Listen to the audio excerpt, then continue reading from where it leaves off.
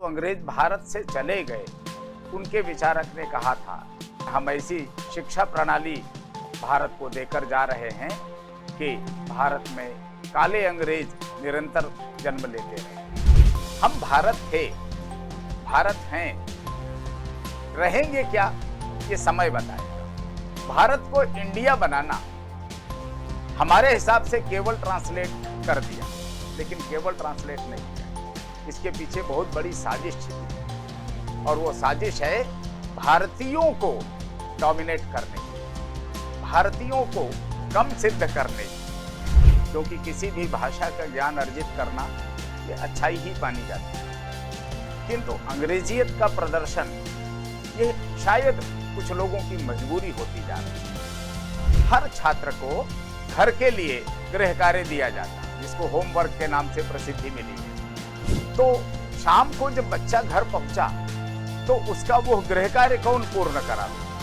उनके माता पिता सक्षम नहीं थे। ऐसी परिस्थिति में भूमिका प्रारंभ होती है एकल पिता। शिक्षा क्या स्वर साध सकेगी यदि नैतिक आधार नहीं।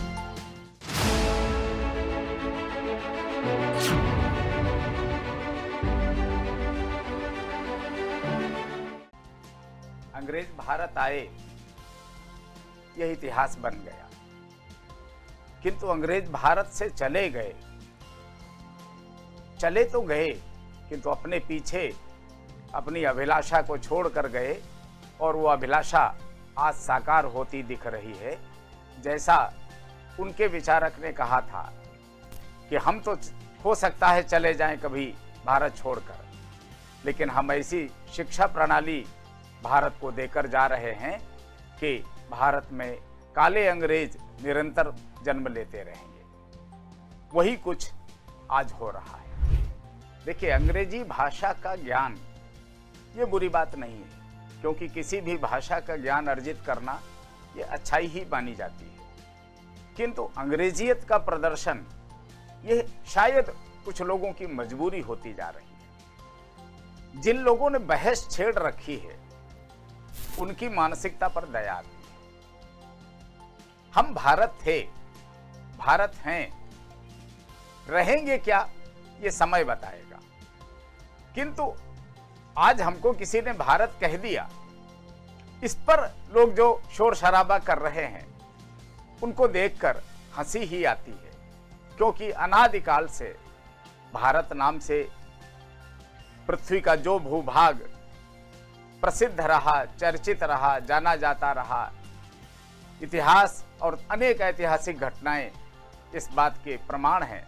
इसके बाद भी वही अंग्रेजी का भूत जो भारतीयों पर, कुछ भारतीयों पर सवार हो गया, ये चिंता का विषय है। जबकि अंग्रेजों ने एक विशेष कार्य कर दिखाया भारत में आकर। अंग्रेजी भाषा के व्याकरण का एक नियम है कि कभी भी प्रॉपर नाउन का ट्रांसलेशन नहीं किया जाता है। जैसे एक भाषा में है वैसे ही उसको अंग्रेजी भाषा में भी उच्चारित किया जाता है। किंतु भारत में अंग्रेज जब आए तो विश्व भर में जो नहीं किया वो भारत में कर डाला। क्या किया? तो भारत देश का नाम उसको ही ट्रांसलेट कर दिया। भारत को इंडिया बनाना हमारे हिसाब से केवल ट्रांसलेट कर दिया, लेकिन केवल ट्रांसलेट नहीं किया है। इसके पीछे बहुत बड़ी साजिश छिपी हुई है, और वो साजिश है भारतीयों को डोमिनेट करने की, भारतीयों को कम सिद्ध करने की। और वो साजिश कहां से प्रमाणित होती है कि भारत को इंडिया कहा, इतने तक कोई विशेष बात नहीं लगी। स्मार्ट नेम दिया उन्होंने, इसलिए भारतीयों ने भी उसको स्वीकार कर लिया। किंतु जब इन्होंने भारतीय को इंडियन कह दिया, तब कुछ विचारक बाध्य हुए इसकी तह में जाने के लिए। और जब खोजबीन की तो अंग्रेजी भाषा का प्रामाणिक शब्दकोश, ऑक्सफोर्ड की डिक्शनरी, आप उसको देखेंगे तो उसमें सहज भाव से रूप में मिल जाएगा इंडियन शब्द का अर्थ क्या लिखा हुआ है। इंडियन शब्द का अर्थ लिखा हुआ है आउटडेटेड। इंडियन शब्द का अर्थ लिखा हुआ है आउट ऑफ फैशन। इंडियन शब्द का अर्थ लिखा हुआ है झगड़ालू। देखिए, इंडियन मीन्स आउटडेटेड, ये मैंने नहीं कहा, मैंने तो केवल बताया है कि अंग्रेजों ने इंडियन मीन्स क्या लिखा। उन्होंने अपनी बिरादरी को अर्थात अपने देशवासियों को क्या जानकारी दी। हमको जब इंडियन कहा तो उनके हिसाब से इंडियन मीन्स क्या, उनके परिवार के, उनके देश के देशवासी हमको उस रूप में देखते रहे, हमको आउटडेटेड मानते रहे, आउट ऑफ फैशन मानते रहे, झगड़ालू मानते रहे। ये उनकी सोच रही। सामने वालों का दृष्टिकोण कब किस घटना से, किस आचरण से कैसा हो जाएगा, इस बारे में वो सामने वाला ही प्रथम जिम्मेदार होता है। राष्ट्रीय स्वयंसेवक संघ समाज में व्यक्ति निर्माण का कार्य कर रहा है। उसके दृष्टिकोण से विकसित हुए राष्ट्रवादी विचारधारा के लोग देश में जहां जहां पर जिन जिन क्षेत्रों में कार्यरत हैं, उन सब जगह पर वो राष्ट्रवाद उनके आचरण के द्वारा स्पष्ट रूप से देखा जा सके। अब इसको लोग संघ का हस्तक्षेप मानने लग जाएं, ये शायद बुद्धिमानी नहीं है। जैसी परिस्थिति भारत की है उसमें ये जिज्ञासा होना भी स्वाभाविक है। भारत सरकार अपने प्रयत्नों से पूरे देश में शिक्षा का प्रसार करने में तल्लीन है, उसका काम है, वो कर रही है। किंतु वर्तमान शिक्षा प्रणाली में एक दोष जो शिक्षा तंत्र के कारण उपज गया जाने अनजाने में, वो यह है कि बच्चा विद्यालय पढ़ने गया, ये एक पक्ष है, लेकिन बच्चा विद्यालय से वापस आया, होना तो यह चाहिए था कि उसकी पढ़ाई उसी समय पूर्ण हो जाती विद्यालय से निकलते ही, किंतु ऐसा वर्तमान चलन में हो नहीं रहा है। हर छात्र को घर के लिए गृह कार्य दिया जाता है, जिसको होमवर्क के नाम से प्रसिद्धि मिली है। अब घर के लिए जो कार्य दिया गया वो कार्य कौन पूर्ण करावे?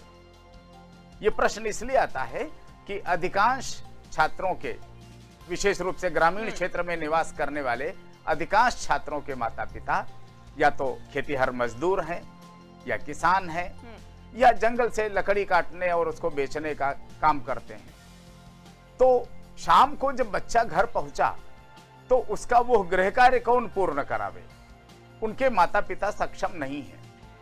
ऐसी परिस्थिति में भूमिका प्रारंभ होती है एकल विद्यालय। हाँ, एकल विद्यालय जब प्रारंभ हुए थे 34 वर्ष पूर्व, तब पूरे देश में विद्यालय नहीं थे, किंतु आज विद्यालय हो चुके हैं। तो अब हर छात्र को अभिभावक की भूमिका में एकल विद्यालय अपनी उपस्थिति दर्ज करा रहा है। हमारे विद्यालय में आकर उन बच्चों को अपना गृह कार्य पूर्ण करने में आचार्यों का सहयोग प्राप्त होता है, जिसके कारण बच्चे कक्षा में पिछड़ने से बचे रहते हैं। जी। हमारी विशेष रूप से यह भूमिका है। जी।